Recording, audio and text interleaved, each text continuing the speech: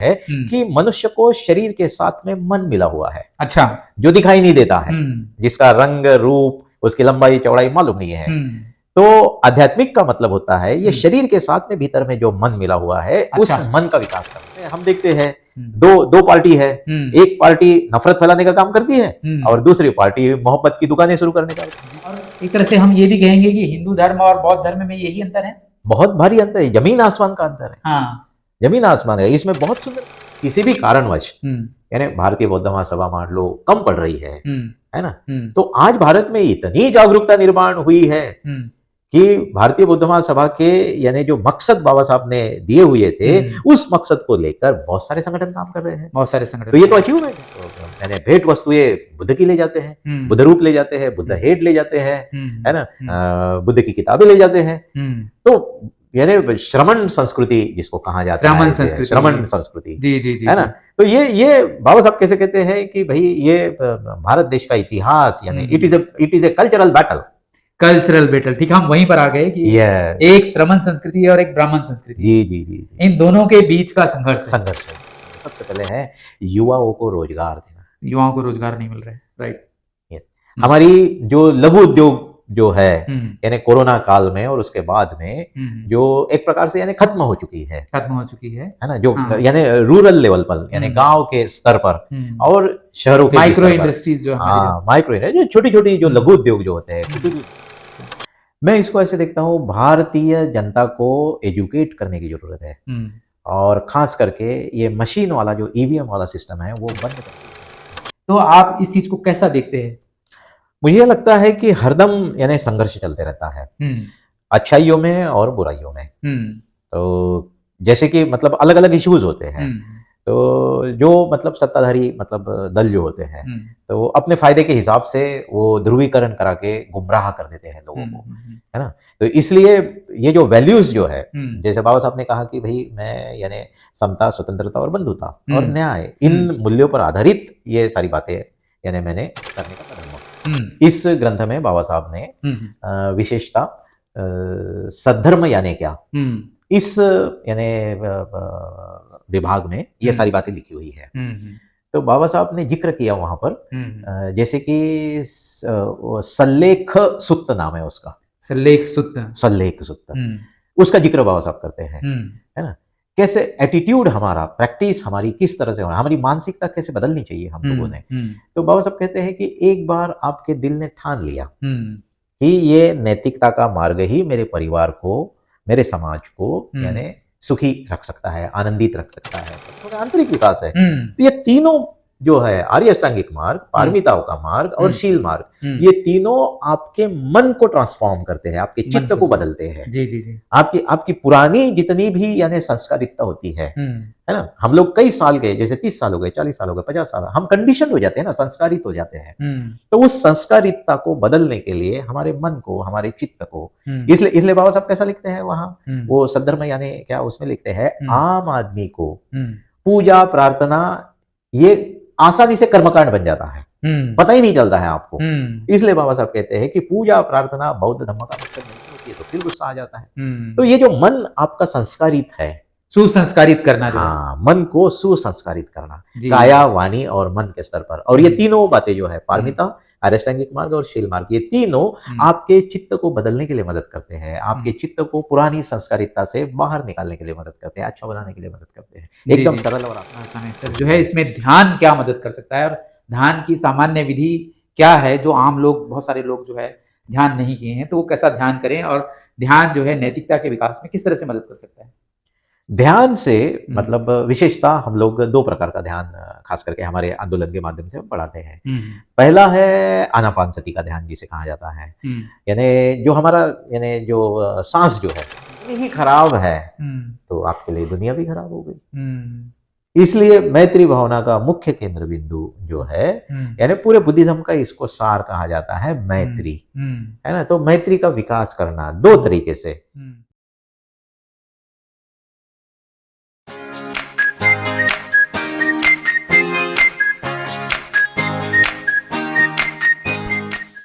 नमस्कार, मैं वीरेंद्र कुमार, आप देख रहे हैं स्वीकृति इंडिया किसी भी इंसान को कायदे का इंसान बनने के लिए बहुत मेहनत करनी पड़ती है, बहुत परिश्रम करना पड़ता है अपने शैक्षणिक विकास के लिए, सामाजिक विकास के लिए, धार्मिक विकास के लिए और आध्यात्मिक विकास के लिए। हमारे साथ एक ऐसे व्यक्ति हैं जिन्होंने अपना सामाजिक धार्मिक विकास तो किया, साथ ही साथ उन्होंने उसको अपना कैरियर भी बनाया है और इस क्षेत्र में वो जो है काफी अच्छा ज्ञान रखते हैं। तो आज हम उनसे चलिए सीधे बात करते हैं। हमारे साथ है अमृत सिद्धि जी। अमृत सिद्धि जी, आपका हमारे सुकृति इंडिया चैनल में हार्दिक स्वागत है। धन्यवाद जी जी।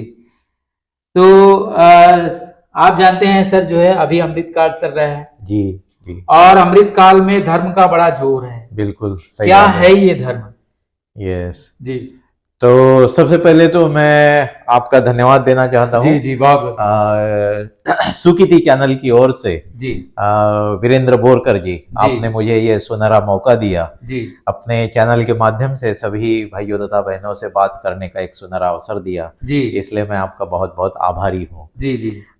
मैं लगभग नागपुर से मतलब हूँ। मेरा नाम ब्रह्मचारी अमृत सिद्धि है जी, और उम्र की 16 साल से लगभग मैं इस क्षेत्र में कार्यरत हूँ। अच्छा, सामाजिक धार्मिक ये क्षेत्र खास करके।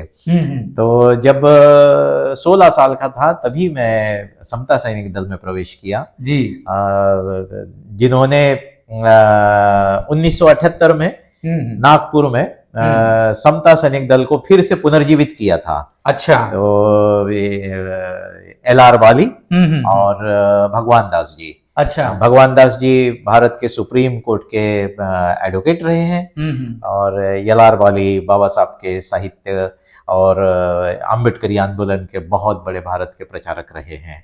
वकील भी रहे हैं सर। और वकील भी रहे हैं। जी जी, उनकी छोटी छोटी किताबें भी आती हैं। छोटी छोटी बहुत बेहतरीन सुंदर किताबें उन्होंने साहित्य के क्षेत्र में एक यानी क्रांतिकारी कदम जो है वो LR वाली जी ने डाला है। हालांकि अभी दोनों भी हमारे बीच में नहीं है जी, लेकिन मुझे बहुत ही फक्र होता है ऐसे सीनियर मतलब बाबा साहब के सच्चे अनुयायियों के साथ में काम करने का मौका मिला। जी जी जी। अब आते हैं जो आपने सवाल किया है कि भाई धर्म क्या है। जी, तो खास करके मैं अभी जिस आंदोलन से जुड़ा हुआ हूँ उर्गेन संरक्षित जी ने स्थापित किया हुआ जी, ये अंतर्राष्ट्रीय आध्यात्मिक आंदोलन है जी, जिसके अंतर्गत सामाजिक भी कार्य किया जाता है और धार्मिक भी कार्य किया जाता जी है। जी। एक छोटा सा एक क्वेश्चन इसमें बीच में है। जी जी जी। ये जो धार्मिक है और आध्यात्मिक है, ये दोनों एक ही बात है या दोनों अलग अलग बातें हैं? हालांकि दोनों एक ही बात है, दोनों एक ही बात है। शब्द अलग अलग है। अच्छा। हाँ, लेकिन हरदम क्या होता है कि जिसको हम यानी ध्रुवीकरण कहते हैं। अच्छा। तो ध्रुवीकरण हो जाता है और विशेषता यानी आध्यात्मिक का मतलब जो है वो है आंतरिक विकास। आंतरिक विकास, हाँ, इंटरनल डेवलपमेंट। हाँ, इंटरनल डेवलपमेंट जो भी हमें जैसे बाबा साहब कहते हैं। मुझे याद आता है बाबा साहब का वह मतलब भाषण 1936 का, हम बौद्ध क्यों बने, है ना, किस लिए बनना चाहिए हमने बौद्ध। तो उसमें यानी बाबा साहब इस बात को मतलब बताते हैं कि मनुष्य को शरीर के साथ में मन मिला हुआ है। अच्छा। जो दिखाई नहीं देता है, जिसका रंग रूप उसकी लंबाई चौड़ाई मालूम नहीं है। तो आध्यात्मिक का मतलब होता है ये शरीर के साथ में भीतर में जो मन मिला हुआ है उस मन का विकास करना। अच्छा, आध्यात्मिकता का मतलब है मन का विकास करना। जी जी, हाँ, ठीक, वेरी गुड। लेकिन भारत में बौद्ध धर्म को यानी हम लोग अलग नहीं कर सकते। बौद्ध धर्म के अनुयायी और अन्य धर्मों के भी अनुयायी सभी के सभी इतने ज्यादा यानी जिसको ये कहा जाता है बुद्ध की भाषा में शील व्रत परामर्श। शील व्रत परामर्श का मतलब होता है ये जो बाहरी जो चीजें जो होती है यानी जिसको रिचुअल्स एंड कस्टम्स ट्रेडिशन। अब मंदिर में जाना ट्रेडिशन है, आंतरिक बदलाव से कोई सरोकार नहीं है। अच्छा। हाँ, तो इस बातों को ज्यादा वैल्यू है भारत में।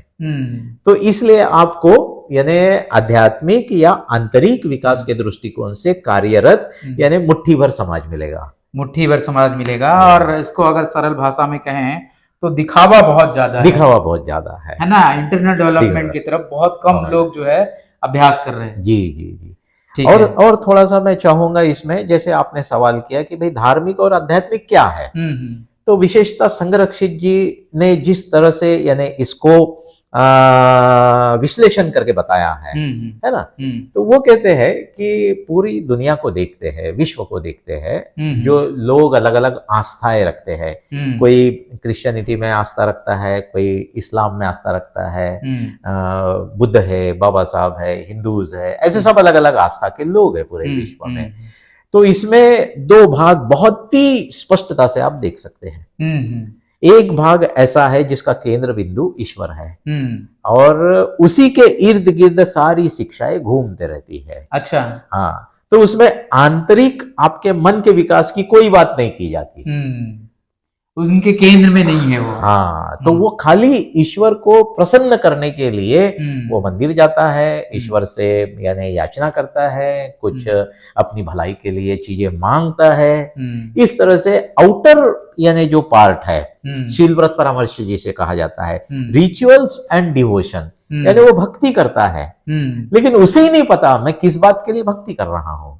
यानी साधारण भाषा में हम ये समझें कि हिंदू धर्म में जो है इस तरह का आंतरिक विकास जो है उस पर ज्यादा फोकस नहीं है। दूसरी तरफ हम बौद्ध धर्म की तरफ देखते हैं तो वो आंतरिक विकास की तरफ ज्यादा फोकस करता है। बौद्ध धर्म आंतरिक विकास की तरफ फोकस करता है, लेकिन बौद्ध धर्म के अनुयायी भी उससे छूटे नहीं है, वो भी आउटर इसमें ज्यादा फंसे हुए हैं। अच्छा, हाँ, ये सवाल मैं बाद में पूछने वाला था। यानी मैंने एक सवाल बनाया है नैतिकता, इस पे भी बहुत कम लोग जो है चर्चा करते हैं। जी, क्या है मोरलिटी, क्या है नैतिकता। तो चलिए अगला सवाल वही ले लेते हैं हम जो है कि ये नैतिकता क्या है।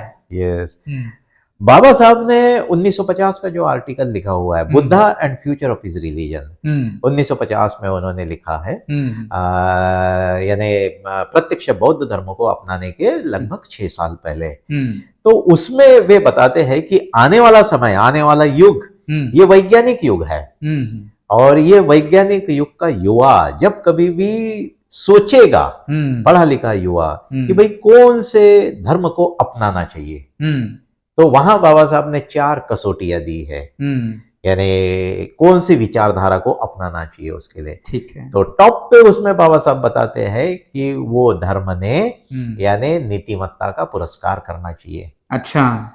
नीतिमत्ता का बहुत ही सिंपल साधा यानी सरल भाषा में कहे तो सदाचार जिसे कहते हैं, या बौद्ध अम्बेडकरी अनुयायी जो है, जो हर किसी फंक्शन में त्रिशरण पंचशील का पठन करते हैं। तो ये जो पंचशील है, तो पंचशील में आप देखेंगे कि पहले 3 जो है ना, वो जैसे पाणातिपाता वेरमणि, अदिन्न दाना वेरमणि और कामेसु मिच्चाचारा वेरमणि, ये तीनों शील जो है जिसे नैतिकता के यानी पिलर्स कहे जाते हैं, फाउंडेशन कहा जाता है, ये शरीर से जुड़े, शरीर की शुद्धता से मतलब रखते हैं। चौथा शील है वो वाणी की शुद्धता से मतलब रखता है, और 5वां शील जो है वो मन की शुद्धता से मतलब रखता है।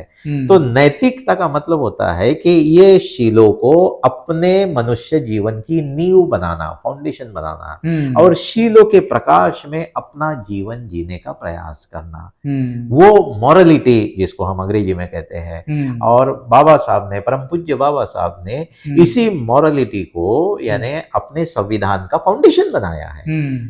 यानी राजकीय लोग जो होते हैं, मान लो उनका फाउंडेशन ये पंचशील होता है, 10शील होता है। अब ये बुद्धिस्ट टर्मिनोलॉजी है, अगर ये बुद्धिस्ट टर्मिनोलॉजी भी यानी बाहर कर दे, है ना, अलग कर दे, तो ये जो शील जो है ये यूनिवर्सल है, वैश्विक है, यूनिवर्सल है। हाँ, यानी कोई जापान का रहे, कोई अफ्रीका का रहे, कोई अमेरिका का रहे, हर इंसान को यानी अगर वो हिंसा करता है, किसी का खून करता है ना, किसी को मारपीट करता है, तो उसकी जगह कहाँ बन जाती है? जेल में बन जाती है। जी जी। तो इंसान कहाँ का भी रहे, हाँ, ये जो है, ये शील जो है, ये किसी का नुकसान नहीं करता है। शील नुकसान नहीं करता है, शील नुकसान नहीं करता है, उसका विकास ही करेगा। मैं दर्शकों को थोड़ा सा बता दूं सर, जो शील की बात कर रहे हैं, बौद्ध धर्म के अनुयायी तो समझ जाएंगे, आम लोग समझ नहीं पाएंगे, क्योंकि हमारे जो दर्शक है वो बौद्ध धर्म के अलावा जो है और दूसरे धर्मों के भी है। तो यहाँ पर सील की बात हो रही है, तो एक प्रकार से एक पैरामीटर की बात हो रही है कि एक अच्छा इंसान बनने के लिए ये मापदंड होना चाहिए, ये पैरामीटर होना चाहिए, तब हम एक सही मायने में सही इंसान बनाएंगे। तो यही सील की बात हो रही, जो सर जो बात कर रहे हैं सील की, उन्हीं पैरामीटर की बात कर रहे हैं सर। उसको थोड़ा सा अगर ना का सामान्य भाषा में अगर समझा सकें, तो जैसे आपने शील पानातिपता बताया, उसको अगर आम लोगों के लिए बताना चाहेंगे, कैसे बताएंगे? आम लोगों के लिए बहुत सरलता से बाबा साहब ने बताया है कि भाई मैं किसी भी प्रकार की हिंसा नहीं करूंगा, हिंसा नहीं करूंगा, किसी भी प्रकार की जी हिंसा। जी जी जी। उसमें 3 स्तर होते हैं, यानी शरीर से मारपीट करना।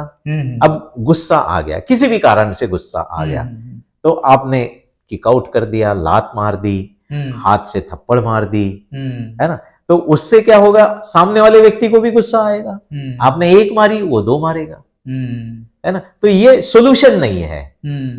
तो गुस्से को या हिंसा को काबू किससे किया जा सकता है? मैत्री से किया जाता है, मैत्री से किया जाता है। इसलिए पहला जो शील जो है पानातिपाता वेरमणि, मैं किसी भी प्रकार की काया, वाणी और मन, मैं गाली गलौज नहीं करूंगा, मैं अच्छे शब्दों का इस्तेमाल करूंगा, कानों को सुनने के लिए अच्छा लगता है ऐसे शब्दों का, उचित भाषा का प्रयोग करूंगा, है ना। तो ये शील जो है ये काया, वाणी और मन के स्तर पर यानी शुद्धिकरण मतलब करता है हमारा। उस हिसाब से हम इसको आचरण में लाना चाहिए, प्रैक्टिस करना चाहिए, जिससे आपका परिवार, आपका समाज, है ना, आपके दोस्त, हर जगह आप इस शील को, इसका यानी इसकी नकारात्मक साइड है मैं हिंसा नहीं करूंगा, इसकी सकारात्मक साइड है तो मैं मैत्रीपूर्ण कर्म करके मेरा शरीर शुद्ध करता हूं, मैं हरदम फ्रेंडली रहूंगा, हेल्पिंग नेचर से काम करूंगा, है ना, जहां भी जरूरत पड़ती है वहां जाके मदद करूंगा। उससे क्या होगा, आपके फ्रेंडशिप के बॉन्डिंग मजबूत होगी ऐसा है। और हिंसा क्या करेगी, आपको दूर करेगी, आपको अपार्ट करेगी, है ना। नफरत अभी जो भारत में अलगाव पैदा करेगी, है ना। अब भारत में हम देखते हैं दो पार्टी है, एक पार्टी नफरत फैलाने का काम करती है और दूसरी पार्टी मोहब्बत की दुकानें शुरू करने का काम करती है ना जी। ठीक है, तो ये करीब करीब आप लोग समझ गए होंगे कि भाई जो है अहिंसा का पालन करना है, कुल मिला के ये कुल मिला के हिंसा, मैत्री का आचरण करना है। जी जी जी।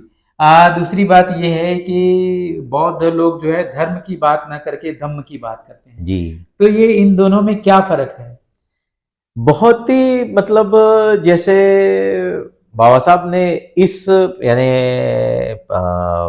तरह से बताया है, विशेष करके बुद्ध और उनका धम्म, ये जो ग्रंथ बाबा साहब ने लिखा हुआ है इसमें ये दोनों की परिभाषाएं बाबा साहब ने की है।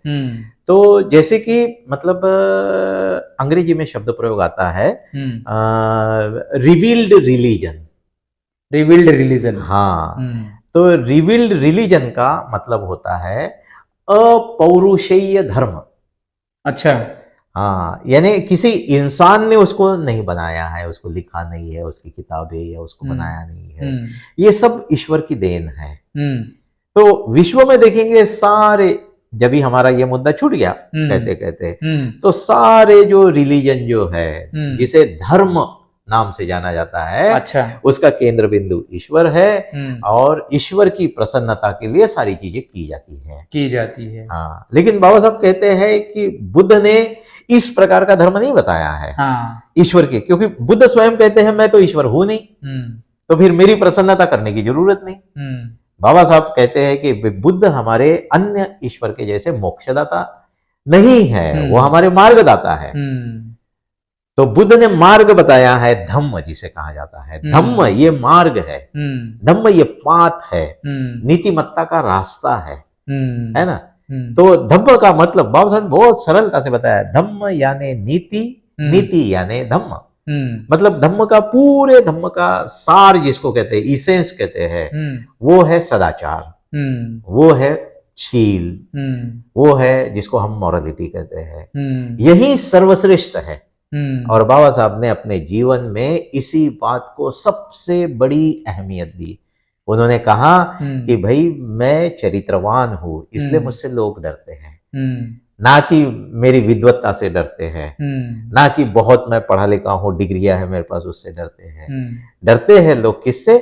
मैं प्रचंड चरित्रवान हूँ। चरित्रवान। तो चरित्र का मतलब वो शील होता है। तो धम्म और धर्म में ये बाबा साहब फर्क करते हैं। जी जी जी, ठीक ठीक। जैसे आपने बताया कि धर्म और धर्म में ये एक बेसिक अंतर बताया कि भाई ईश्वर जो है उनके केंद्र बिंदु में रहते हैं और यहाँ धर्म का केंद्र बिंदु जो है नैतिकता है। ये आपने बताया जी जी जी, ठीक है। और एक तरह से हम ये भी कहेंगे कि हिंदू धर्म और बौद्ध धर्म में यही अंतर है। बहुत भारी अंतर है, जमीन आसमान का अंतर है। हाँ, जमीन आसमान है। इसमें बहुत सुंदर बाबा साहब का स्टेटमेंट मैं क्या बताना चाहता हूँ, मुझे याद आया अभी। बाबा साहब कहते हैं नीतिमत्ता, यानी जिसको, यानी एक अच्छा इंसान बनने के लिए जो काया वाणी मन के स्तर पर जो नैतिक वैल्यूज जो है उसका आचरण करने की जो बात बताई बाबा साहब ने, तो ये नीतिमत्ता जो है ईश्वर केंद्र बिंदु रहने वाले सभी धर्मों में अविभाज्य अंग नहीं है।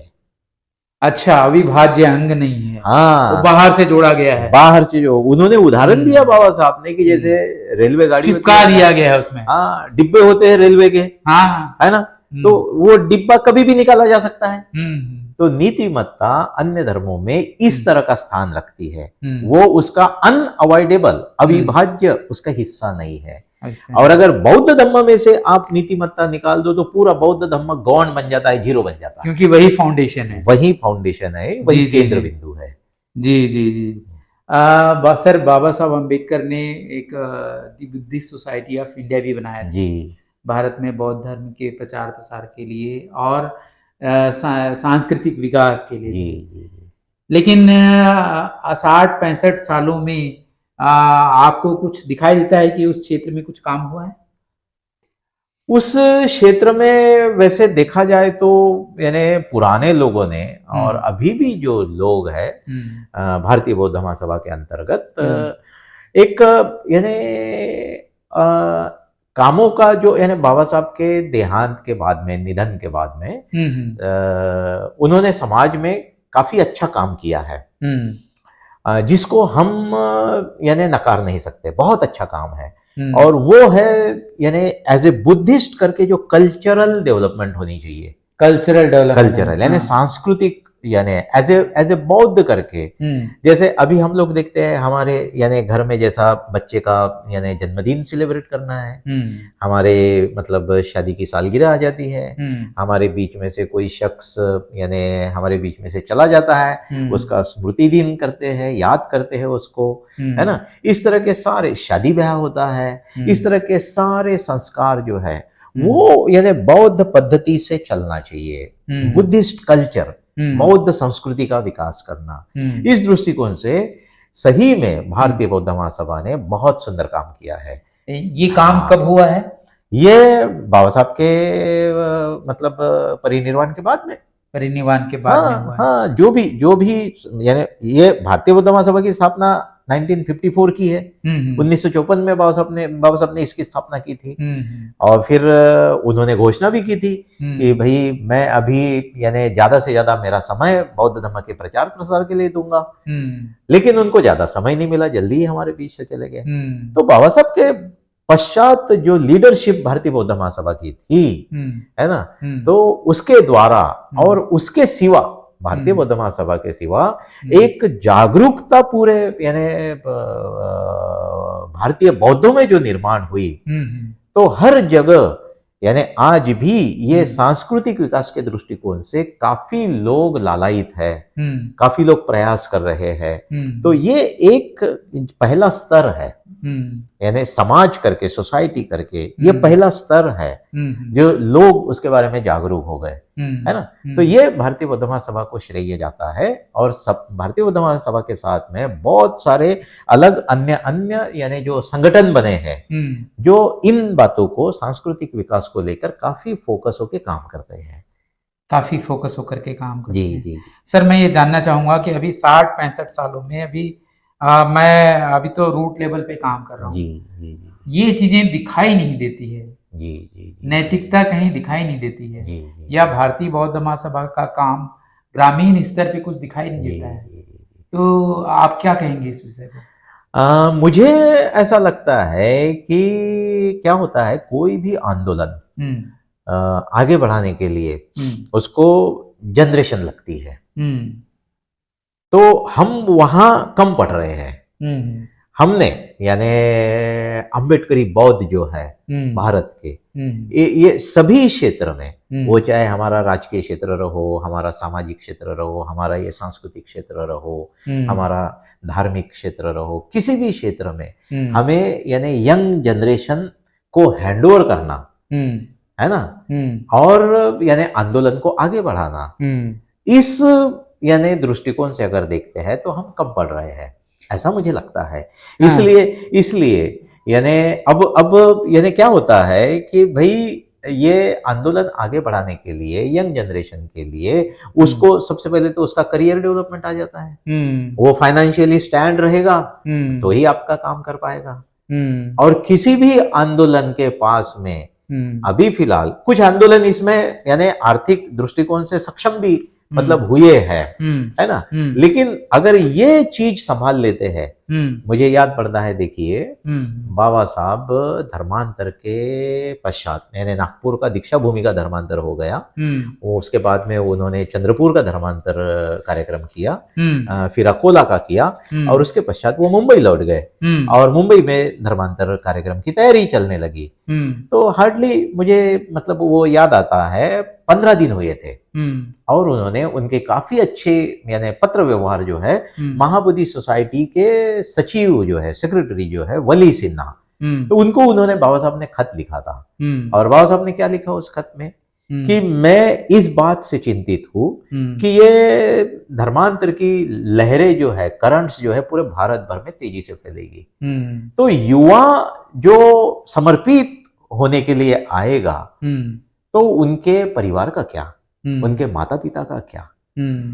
हमारी भारतीय संस्कृति ऐसी तो है नहीं कि भाई मैं संन्यास धारण करता हूं, ये माँ बाप को बोल दे कि अब आप अपना देख लो। ये तो यानी बेजवाबदार मतलब बात हो गई, है ना। तो इसलिए बाबा साहब क्या कहते हैं, हमें जरूरत है आंदोलन को आगे बढ़ाने के लिए पेड वर्कर्स की, पेड वर्कर्स की। आंदोलन कोई भी हो, आपका धार्मिक रहे, सांस्कृतिक रहे, आपका राजकीय रहे, कोई भी आंदोलन आगे बढ़ाने के लिए पेड, और उसके लिए चाहिए पैसा। तो इस दृष्टिकोण से हम बहुत पीछे हैं, हम बहुत पीछे हैं। हाँ, हम बहुत पीछे हैं। सर मुझे ऐसा लगता है कि आप देखिए जो है भारतीय बौद्ध महासभा जो है वो तो खैर काफ़ी लेट बनी, 1954 में बनी। उस हिसाब से अगर हिंदू महासभा और आरएसएस का हम देखते हैं तो 1915 और 1902 के आसपास जो है वो स्टेब्लिश। तो उस हिसाब से देखा जाए तो ठीक है कि मतलब उन्होंने ये मूवमेंट पहले शुरू किया, है ना, लेकिन फिर भी कम से कम 60 साल तो हो ही चुके हैं। हाँ बिल्कुल 60 साल हो गए, लेकिन एक और बहुत ही यानी जिसको क्या कहेंगे कि जागरूकता से हमने देखने की जरूरत है। बहिष्कृत भारत, ये जो अखबार बाबा साहब चलाते थे, उसमें बाबा साहब लिखते हैं कि भारत देश के अछूतों के विकास का काम विशाल है। ठीक है, शब्द प्रयोग देखिए बाबा साहब के, भारत देश के अछूतों के। हम लोग कहते हैं ना भाई 85% है हम, है ना, हम कैलकुलेशन स्टैटिस्टिकल देखते हैं तो 15% जो पूरा उसको जिसको सवर्ण कहते हैं, और 85% पूरा बहुजन आता है। तो इसको पुरानी भाषा में यानी बाबा साहब ने लिखा कि भाई भारत देश के अछूतों के विकास का काम विशाल है, हमें बहुत सारी यानी संस्थाओं की, आंदोलनों की, संगठनों की जरूरत पड़ेगी। ये किसी एक आंदोलन का, एक संगठन का काम नहीं है, एक संगठन का काम। हाँ, इसलिए हमने यूं भी देखना चाहिए कि मान लो किसी भी कारणवश यानी भारतीय बौद्ध महासभा मान लो कम पड़ रही है ना, तो आज भारत में इतनी जागरूकता निर्माण हुई है कि भारतीय बौद्ध महासभा के यानी जो मकसद बाबा साहब ने दिए हुए थे, उस मकसद को लेकर बहुत सारे संगठन काम कर रहे हैं, बहुत सारे संगठन। तो ये तो अचीवमेंट है हमारा, ये तो डेवलपमेंट है ना, कोई ना कोई इसको बढ़ा रहा है। ठीक है, साथ में आपने भारतीय संस्कृति की भी बात की। जी जी, ये क्या है ये भारतीय संस्कृति? भारतीय संस्कृति, हाँ, आपने अभी भारतीय संस्कृति शब्द यूज किए थे। हाँ, अब इसको आम भाषा में देखा जाए तो जैसे थोड़ी देर पहले हमने बात की, यानी अब जैसे जैसे बताया जाता है कि भाई ये जिसको कहेंगे कि भाई हिंदू राष्ट्र है, हाँ, है ना, और ज्यादा से ज्यादा भाई यानी हिंदुत्व को केंद्र बिंदु बनाकर जो भी भारत में रहेगा उसने अपने आप को हिंदू कहना चाहिए, है ना, ये इस तरह से प्रचार प्रसार मतलब किया जाता है। लेकिन इन बातों को यानी हमारा संविधान जो है वो संविधान इन बातों को परमिट नहीं करता है, परमिट नहीं करता है ना जी। संविधान ये कहता है कि भाई भारत ये धर्मनिरपेक्ष राष्ट्र है, यहाँ सारे अल्पसंख्यक जो माइनॉरिटीज है उसमें पारसी भी आ गए, बौद्ध भी आ गए, जैन भी आ गए, सिख भी आ गए, मुस्लिम भी आ गए, और मतलब एक बहुल यानी एक जो कास्ट सिस्टम है यानी हिंदू धर्म के अंतर्गत, उसके अंतर्गत जो भी यानी बहुल जातियां और समाज जो आता है ना, ऐसे सब मिलाकर यानी भारतीय राष्ट्र बना है। लेकिन कई यानी हजारों साल की परंपराएं जो चली आ रही है, आम इंसान उसमें से बाहर तेजी से निकल नहीं पाता है, क्योंकि परंपराएं चली आ रही है ना। तो भारतीय संस्कृति यानी वो परंपरावादी बात हो गई, परंपरा वाली बात हो गई, है ना। हाँ, लेकिन आज की तारीख में पूरे विश्व में हम लोग देखते हैं तो भारत का जो नाम यानी ऊंचा जो दिखाई देता है वो बुद्ध से मतलब दिखाई देता है। हमारे इस इतने सुंदर भारत देश के प्रधानमंत्री रहे या कोई भी यानी मंत्रीगण रहे जो कुछ यानी डेलीगेशन करके अन्य देशों में जाते हैं, मिलते हैं, चाहे जापान चले जाए, चाहे अमेरिका चले जाए, तो किधर भी जाते हैं विश्व में तो वो यानी भेंट वस्तुएं बुद्ध की ले जाते हैं, बुद्ध रूप ले जाते हैं, बुद्ध हेड ले जाते हैं, है ना, बुद्ध की किताबें ले जाते हैं। तो यानी श्रमण संस्कृति जिसको कहा जाता है, श्रमण संस्कृति, जी जी जी, है ना। तो ये बाबा साहब कैसे कहते हैं कि भाई ये भारत देश का इतिहास यानी it is a cultural battle, cultural battle, ठीक है, हम वहीं पर आ गए कि एक श्रमण संस्कृति और एक ब्राह्मण संस्कृति, जी जी जी, इन दोनों के बीच का संघर्ष है। ठीक ठीक सर, हम बहुत अच्छे पॉइंट पर आ गए हैं। अभी वर्तमान में आपको क्या लगता है कि भारत में वर्तमान के क्या इशू है, क्या मुद्दे हैं अभी भारत में? भारत में वर्तमान तो अभी सबसे यानी जिसको कहेंगे कि ज्वलंत जी इशू जो है, समस्याएं जो है हमारे सामने, वो सबसे पहले है युवाओं को रोजगार देना। युवाओं को रोजगार नहीं मिल रहा है, राइट। हमारी जो लघु उद्योग जो है यानी कोरोना काल में और उसके बाद में जो एक प्रकार से यानी खत्म हो चुकी है ना, जो यानी रूरल लेवल पर यानी गांव के स्तर पर और शहरों के माइक्रो इंडस्ट्रीज जो माइक्रो जो छोटी छोटी जो लघु उद्योग जो होते हैं, कुटीर उद्योग जो होते हैं, यानी होम यानी घर में यानी कुछ महिलाएं बचत गढ़ बना के, है ना, पुरुष लोग बचत बना के, कोऑपरेटिव्स है, ऐसे जो उद्योग है उसको हमने प्रमोट करने की सबसे रोजगार और नौकरी की जरूरत है। दूसरा मुद्दा हम ये देख सकते हैं कि हमारा जो शिक्षा का जो सिस्टम है, एजुकेशन, उसका दर्जा पूरे भारत में बहुत गिर चुका है। और अभी हमने अखबारों में कई जगह यानी आज देखो यानी मान लो यानी 5000 यानी मान लो पोस्ट है, वैकेंट है, किसी भी डिपार्टमेंट को ले लो, प्राइवेट कंपनी में या सरकारी मतलब खाते में देख लो, तो उसको 5 लाख तक एप्लीकेशंस आ जाती है ना।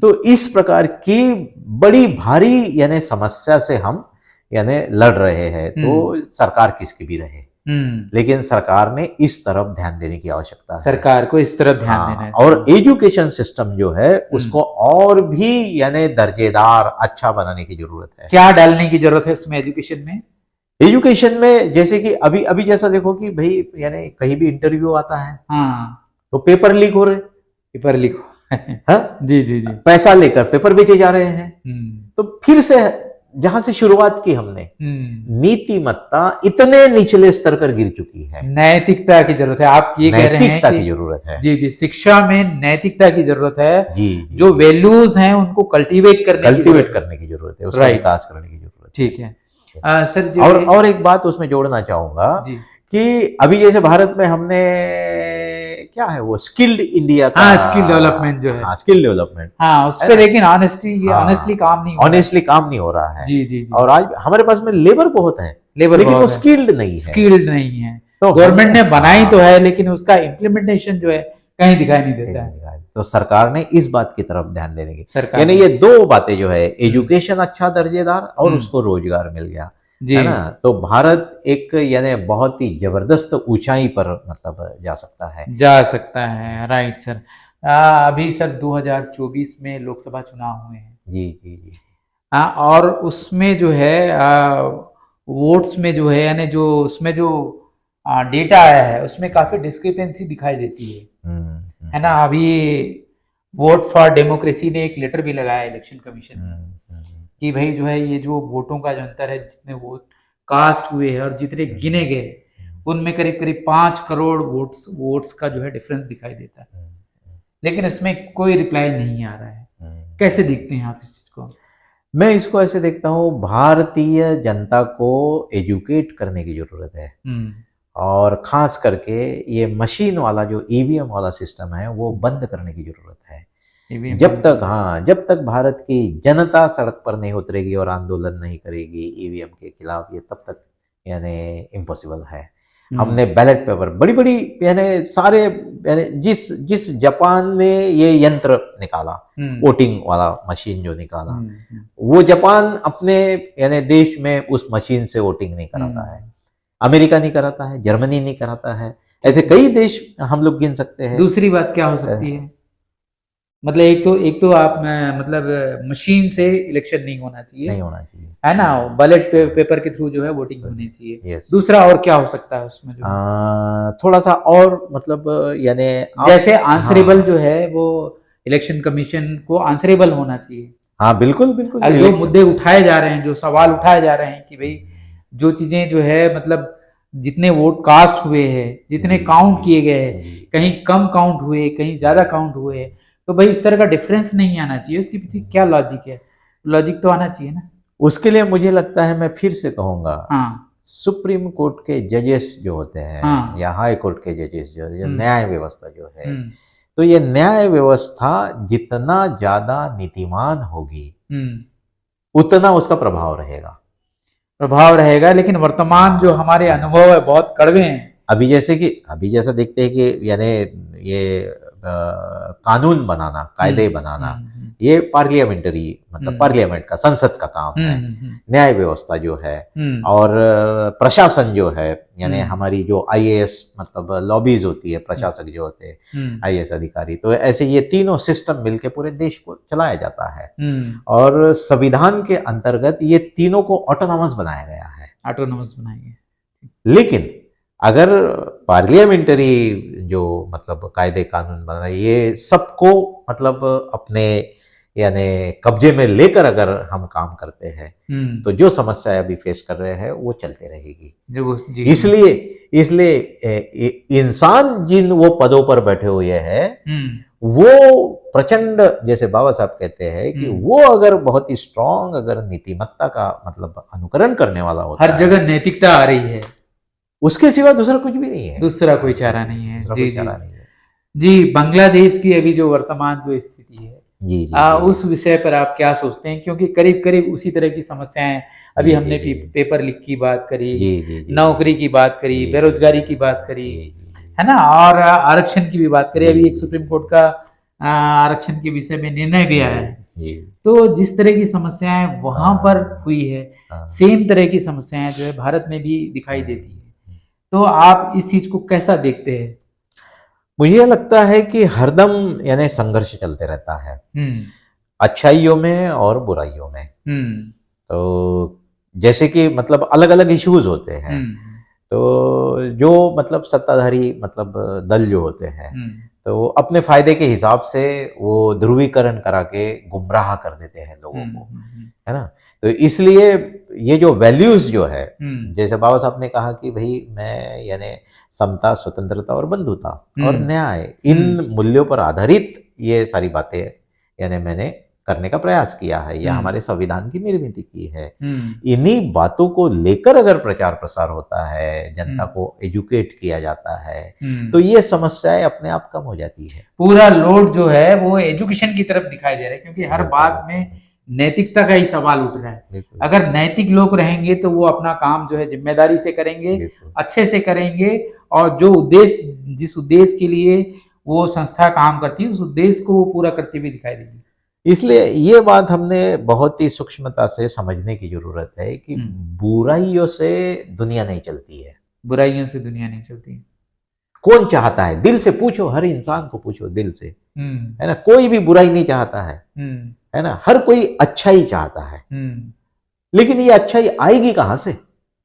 पैदाइशी अगर हम सब इंसान अच्छे होते तो ये बातों की जरूरत ही नहीं पड़ती थी, ना बुद्ध की जरूरत पड़ती थी, ना किसी सोशल रिफॉर्मर की जरूरत पड़ती थी। हाँ, पर सवाल ये है कि अभी ख्वाहिश ही नहीं है, अभी जो है अभी लोगों को ख्वाहिश ही नहीं है कि भाई हम जो है इस तरह के सोचें। हमें बुराई में ट्रेप हो जा रहे हैं, मतलब वही चीजें बार बार हो रही हैं। उसके लिए हमको प्रयास करने पड़ेंगे। जी जी, सरकार की तरफ से स्पेशल उसके तरफ ध्यान देना पड़ेगा। एजुकेशन सिस्टम में हमको कुछ अच्छी बातें करनी पड़ेगी। विनेश फोगाट का अभी वो जो सिल्वर मेडल जो है मिलते मिलते रह गया हो, जी, कैसे देखते हैं उसको? जो है फिर हम वहीं आ जाते हैं। जी जी जी। आज देखिए, यानी नैतिकता का स्तर भारत का इतना नीचे गिर चुका है जी। वो विनेश फोगाट जो गोल्ड मेडल मतलब उसको जो मिलने वाला था, उससे राष्ट्र का नाम रोशन होता था। बिल्कुल बिल्कुल। लेकिन नैतिकता गिरने के कारण उन्होंने राष्ट्र का मतलब जो यानी नाम होने वाला था उसको वैल्यू नहीं किया। इतनी निचले स्तर की मतलब नैतिकता गिर गई है। ठीक है, तो हम अभी एक दो लास्ट प्रश्न से इस इंटरव्यू को खत्म करेंगे।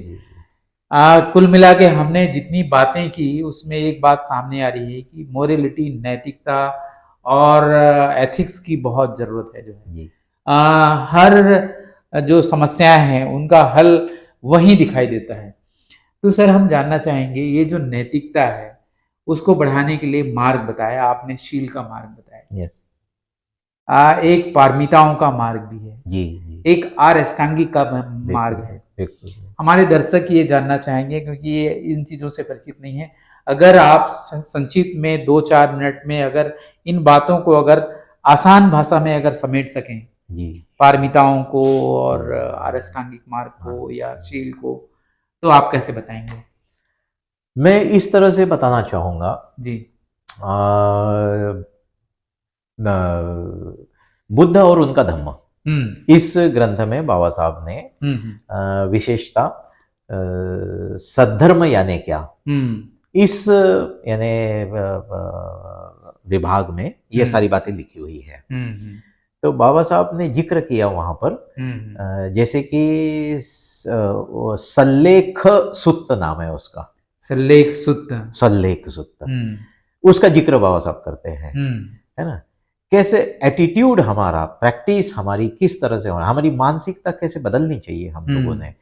तो बाबा साहब कहते हैं कि एक बार आपके दिल ने ठान लिया कि ये नैतिकता का मार्ग ही मेरे परिवार को, मेरे समाज को यानी सुखी रख सकता है, आनंदित रख सकता है, प्रसन्न रख सकता है, यही सच्चा रास्ता है, ये आपके दिलो दिमाग में छा गया, एक बार आपने ठान लिया, है ना।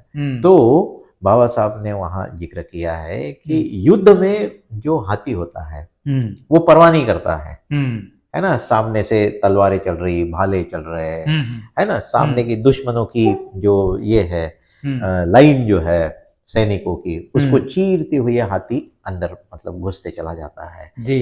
तो वो हाथी के जैसे यानी आप में अपने मानसिकता को बदलने की आवश्यकता है ना। इस तरह से बाबा साहब समझाते हैं।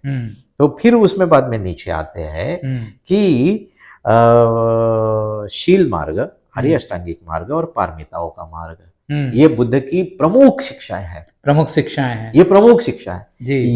ये शिक्षाएं जो हमने शुरू में बात की, आंतरिक विकास, धम्म क्या बोलता है? आंतरिक विकास की बात करता जी है, जी जी, है ना। आध्यात्मिक ये शब्द का अर्थ सही अर्थों में आंतरिक विकास है। तो ये तीनों जो है, आर्य अष्टांगिक मार्ग, पारमिताओं का मार्ग और शील मार्ग, ये तीनों आपके मन को ट्रांसफॉर्म करते हैं, आपके चित्त को बदलते हैं। जी जी जी, आपकी पुरानी जितनी भी यानी संस्कारिता होती है ना। हम लोग कई साल के, जैसे 30 साल हो गए, 40 साल हो गए, 50 साल, हम कंडीशन हो जाते हैं ना, संस्कारित हो जाते हैं।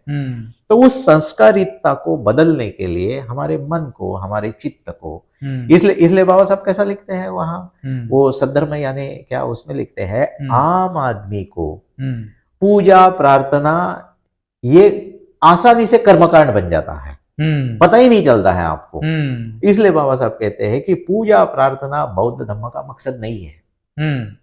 इसलिए बाबा साहब के शब्दों में अगर देखेंगे आप, तो आम आदमी को पूजा प्रार्थना सिखाने के बजाय उसके मन को सुसंस्कारित करना, उसके चित्त को बदलना, यही धम्म का प्रथम और अंतिम मकसद है।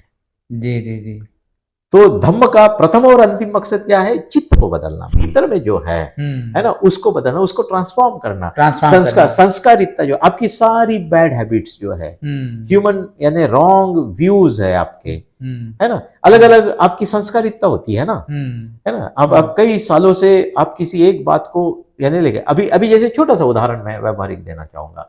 मैं जब यानी संपर्क में आया, ध्यान करने लगा, आचरण करने लगा, तो मेरे एक गुजराती दोस्त है जो धर्मचारी है ना, उनके साथ में मैं खाना बना रहा था शिविर में, है ना। तो हमारा मन कैसे संस्कारित होता है, अब उसका संस्कार कैसा है? गुजरात में हर सब्जियों में शक्कर डाली जाती है, अच्छा, उसको मीठा बनाया जाता है, चाहे यानी दाल हो, चाहे सब्जी हो, चाहे कोई भी चीज हो, है ना, उसमें वो यानी शक्कर का इस्तेमाल करते हैं, थोड़ा सा उसको मीठापन यानी बनाते हैं। तो हम दोनों मिलकर सब्जी बना रहे थे। अब उसने अंत में यानी ढक्कन खोला बर्तन का और एक मुट्ठी भर शक्कर उसमें डाल दिया। अब मैं महाराष्ट्र से बिलोंग करता हूँ, महाराष्ट्र में किसी सब्जी में इस तरह से हम लोग शक्कर नहीं डालते हैं। यहाँ क्या डालते हैं, है ना, यहाँ पे जो आम मसाले जो है, जैसे मतलब हल्दी पाउडर है, यानी अदरक है, मिर्ची की मात्रा ज्यादा दिखाई देती है, यहाँ मिर्ची की मात्रा ज्यादा होती है, इस प्रकार से, है ना। तो मैं तुरंत उसको बोला, अरे बोला आनंद, ये सब्जी तो शक्कर डालने से खराब हो गई। तो मेरा संस्कार कैसे काम कर रहा है? शक्कर डालने से खराब हो गई, खराब हो गई जी। और उसका संस्कार क्या बोलता है? शक्कर डालने से सब्जी अच्छी हो गई।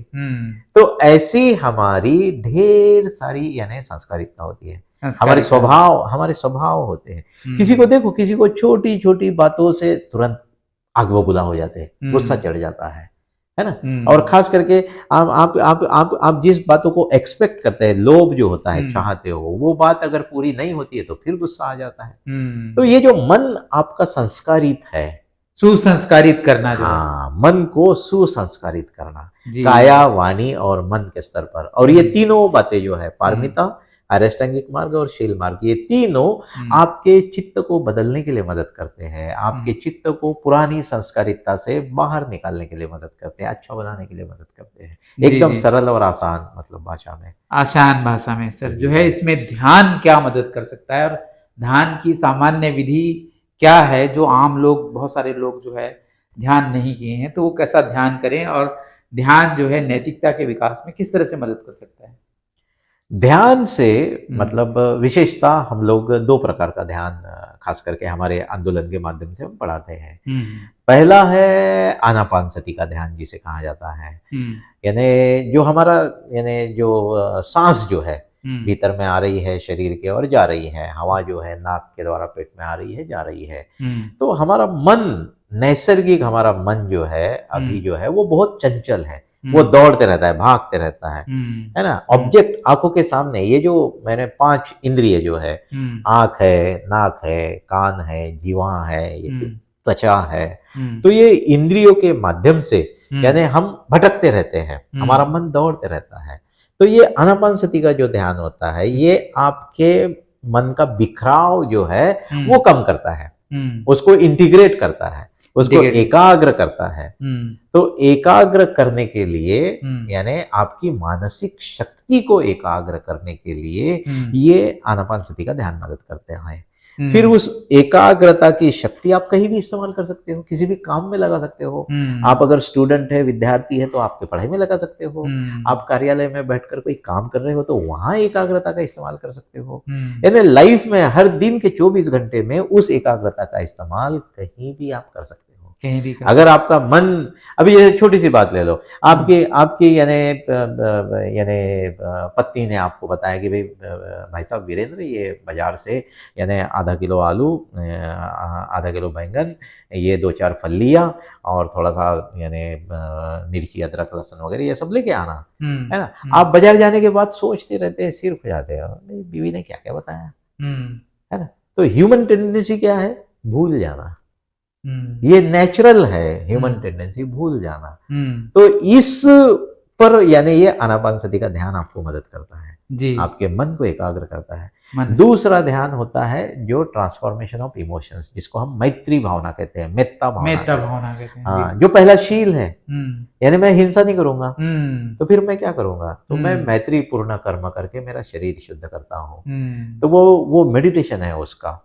तो जैसे कि यानी स्वयं के बारे में सबसे पहले आप अगर यानी अच्छे हो, है ना, आपकी नजरें, आपका एटीट्यूड, आपका मन अगर अच्छा है तो सारी दुनिया आपको अच्छी लगेगी। लेकिन आपका मन ही खराब है तो आपके लिए दुनिया भी खराब हो गई। इसलिए मैत्री भावना का मुख्य केंद्र बिंदु जो है, यानी पूरे बुद्धिज्म का इसको सार कहा जाता है, मैत्री, है ना। तो मैत्री का विकास करना 2 तरीके से, मेडिटेशन, ध्यान के द्वारा अपने यानी भीतर में सकारात्मकता निर्माण करना, है ना। मैं सुखी हो, मेरा कल्याण हो, है ना, मुझे निरोगी दीर्घायुष्य प्राप्त हो, मैं एक अच्छा इंसान बनूं, मैं मैत्री, करुणा, मुदिता, इन गुणों का विकास करूं। इस प्रकार से जितना सकारात्मक आप मैंने बात करोगे, अब तो आज की तारीख में भारत में और विश्व में पॉजिटिव थिंकिंग को लेकर पैसा बनाने लग गए लोग। ये तो खजाना है बौद्ध धर्म का, है ना। ये तो यहाँ पढ़ाया जाता है ना। तो इस तरह से यानी दुनिया आज मैत्री भावना की तरफ जा रही है, मॉडर्नाइज वे में जा रही है। लेकिन यहाँ के लोग यानी पैसे देकर पढ़ना चाहते हैं, लेकिन जो यानी फ्री में बुद्ध ने ये सारी बातें सिखाई है, और बहुत भारी प्रमाण में सम्राट अशोक जी का जो किंगडम जो था, वो इन बातों को फॉलो करता था, उसका अनुकरण करता था। ऐसा मैं ग्रंथों में पढ़ता हूँ कि सम्राट अशोक के जमाने में यानी घरों को ताले नहीं लगते थे। अच्छा, इतना आपसी विश्वास था। तो ये कहाँ से आती है ये सारी बातें? ये सारी बातें आपके मन से पैदा होती है, मन से पैदा होती है। इसलिए मेडिटेशन आपके मन को ट्रांसफॉर्म करने के लिए सिखाया जाता है। वो एक एकाग्रता का विकास करना, आनापानसति उसके लिए मदद करती है। मैत्री भावना आपके भावनाओं को विकसित करने के लिए मदद करती है। ठीक है। सर, विधि को अगर थोड़ा सा अगर बताती है, अगर 1 मिनट में अगर बता पाए तो दोनों की विधियां क्या है? हाँ, आनापानसति में हम लोग सबसे पहले हम यानी विशेषता एजुकेशनल प्रिंसिपल को लेकर हम काम करते हैं। ये जो त्रिरत्न बुद्धिस्ट ऑर्डर, ये पूरे विश्व में आज लगभग 50 के ऊपर मतलब देशों में छोटे बड़े मिलाकर आंदोलन ये काम करता है। आप यानी न्यूजीलैंड चले जाएंगे, ऑस्ट्रेलिया चले जाएंगे, जर्मनी, इटाली, फ्रांस चले जाएंगे, भारत में चले जाएंगे, हर जगह आपको एक जैसा मिलेगा आनापानसति का ध्यान, उसमें कोई अंतर नहीं मिलेगा। और प्रिंसिपल ऑफ एजुकेशन कैसा है कि भाई सबसे पहले अभी हमारा एजुकेशन सिस्टम कैसा है, बच्चा जब हमारा अभी 2.5 साल का हो गया तो हम कहाँ भेजते हैं उसको? नर्सरी में भेजते हैं, है ना। आज अभी तो प्री नर्सरी भी आ चुकी है, फिर उसका यूकेजी, किसी जगह एलकेजी बोला जाता है, फिर वो 1st standard, 2nd standard, 10th standard में जाता है।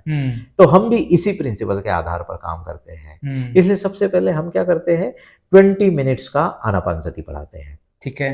तो पहले चरण में सांस जो हमारे भीतर में आ गई और फिर बाहर चले गई, तो सांस पूरी तरह से नाक से बाहर आ गई है, उस समय मन ही मन में एक काउंट करना है।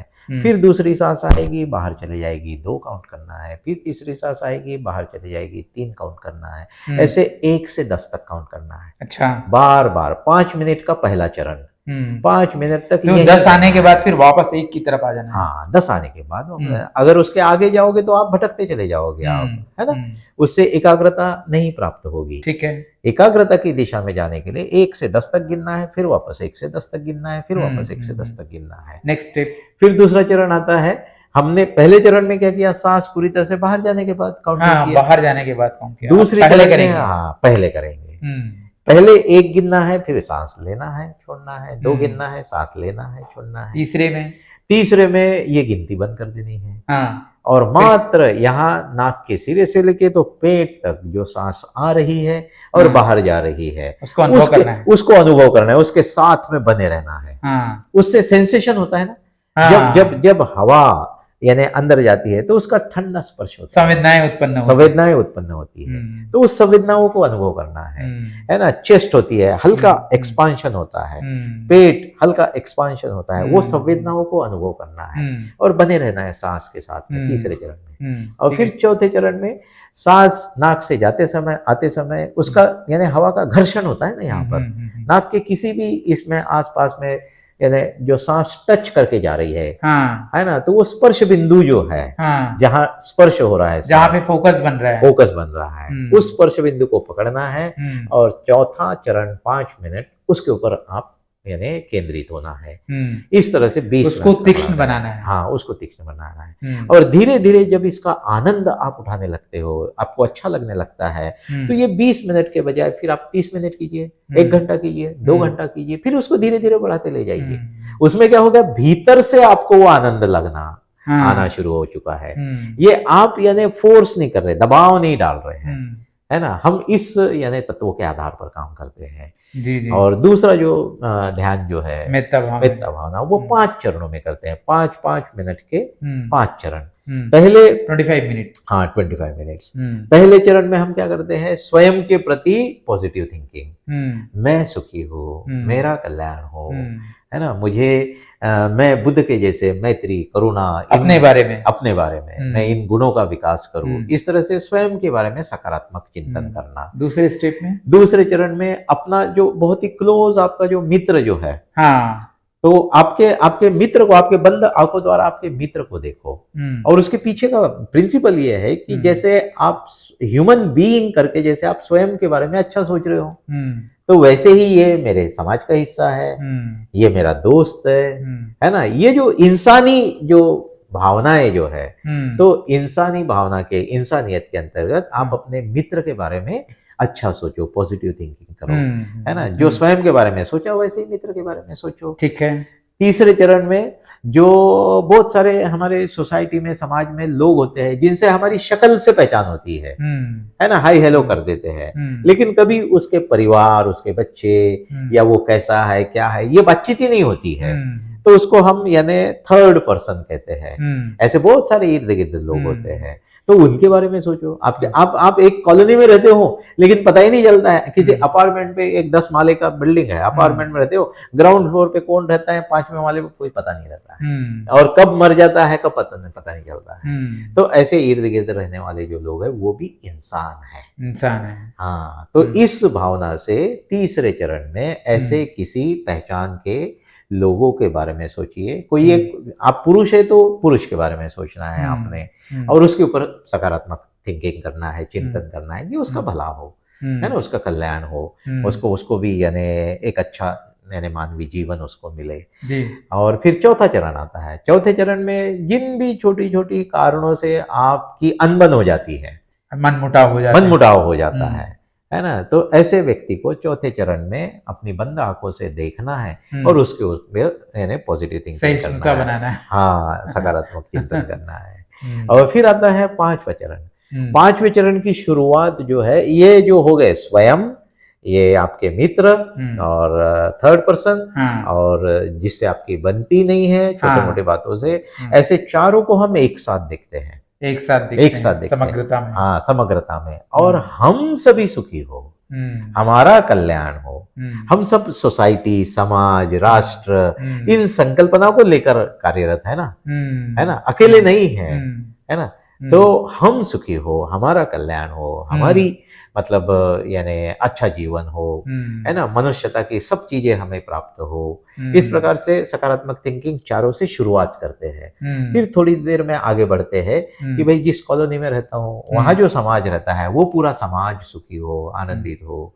फिर आप जिस प्रांत में रहते हैं, जैसे छत्तीसगढ़ से आप है तो पूरे छत्तीसगढ़ सुखी हो, छत्तीसगढ़ के लोगों के प्रति यानी आपकी आस्थाओं के परे, है ना, ये जो बैरियर जो है ना, इस बैरियर के परे जाओ, इंसानियत के यानी दृष्टिकोण से सभी को देखो, पूरे छत्तीसगढ़ के लोग सुखी हो रहे हैं, आनंदित हो रहे हैं। उसके परे जाओ, पूरे भारत देश के लोग सुखी हो रहे हैं, आनंदित हो रहे हैं। उसके परे जाओ, पूरे विश्व के लोग, मानव समाज जो है विश्व का, वो आनंदित हो रहा है, सुखी हो रहा है, हर किसी का कल्याण हो रहा है, मैत्री और करुणा का संसार स्थापित हो रहा है। यस, और फिर अंततः यानी विश्व के मानव समाज के प्रति कल्याण की भावना करने के पश्चात इस विश्व में यानी जो प्राणी है, जंगल में रहने वाले प्राणी हैं, डोमेस्टिक एनिमल्स है ना, उसके साथ में पानी में रहने वाले मतलब हमारे एनिमल्स है, मछलियाँ और भी अन्य जो है, आसमान में उड़ने वाले जो पंछी है, तो सारे लिविंग क्रिएचर्स जिसको कहा जाता है, लिविंग बींग्स जो है ना, लिविंग बींग्स जिसको कहा जाता है, जो सजीव जिसको कहा जाता है। तो विश्व के सारे सजीव, आंखों से दिखने वाले और ना भी दिखने वाले, नहीं भी दिखने वाले,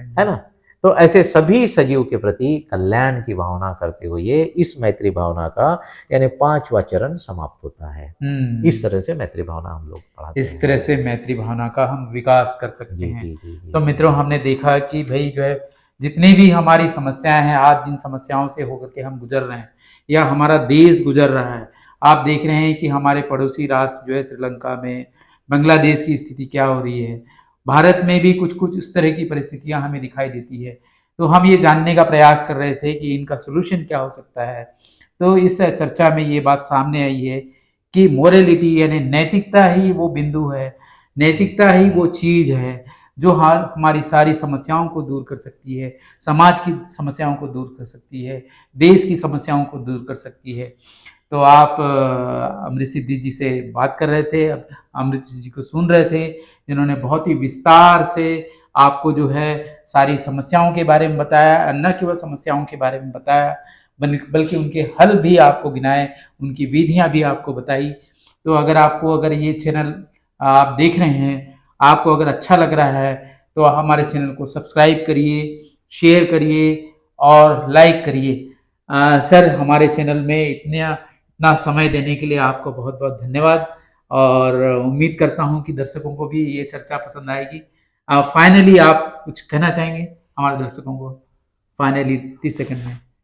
मैं छत्तीसगढ़ में हमारा जो केंद्र है केसदा में हम लोग शिविर लगाते हैं। जो भी दर्शक सुन रहे हैं, ये आनापान सती का ध्यान, मैत्री भावना का ध्यान और नीतिमत्ता का प्रशिक्षण हम देते हैं। तो इसके लिए आप सादर निमंत्रित है, आप केसदा में कभी भी आ सकते हैं, हमसे मिल सकते हैं।